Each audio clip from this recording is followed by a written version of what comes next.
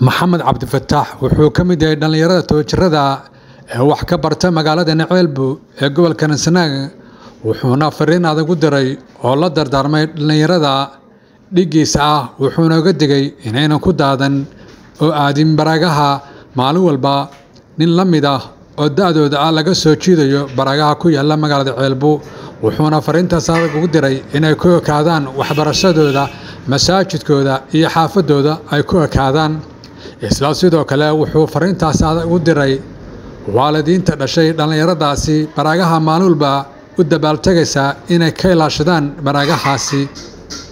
wuxuuna ugu gaar ahaan u sii digay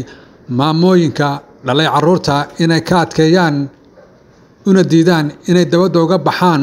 iskuulka malcaamadda iyo masaajidka oo markaas ay control saaraan si ay u aadin baragaha biyuhu ka buuxaan ee magaalada Naceelbu. السلام عليكم ورحمة الله وبركاته. أنا مقعد محمد عبد الفتاح. حنا يا فرن أدريا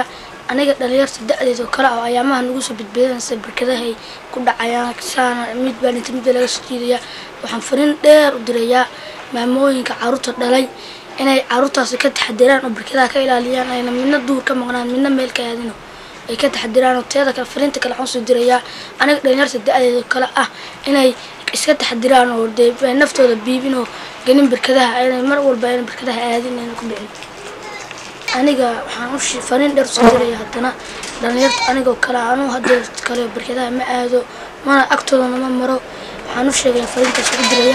أنا جسير كلا وحقستان حافظ أنا كصبحين ده كصبحين عند السوق ولا مرانو حافظ أنت كلها كانوا حقستان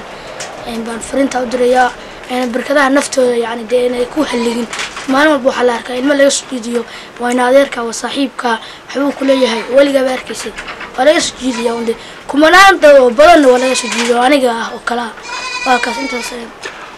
محاد فريسة عدتك براجها لا يجا فرينت نعد درس فريسة فرينت أنفر يوم حتى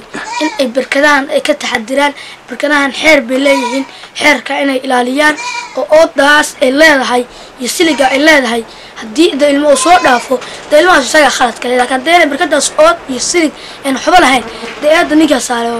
إن عرض شكوب عليه سجى ده المحو حيران واي حير كاس الله جربه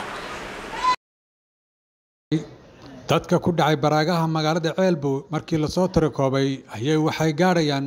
ilaa iyo dhowr iyo 30 qof oo ku dhintay baragaha magaalada Naceelbu ee gobolka Sanaag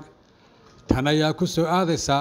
iyadoo maalintii dooraad ahayd magaalada Dhaxar ee xarunta gobolka Highland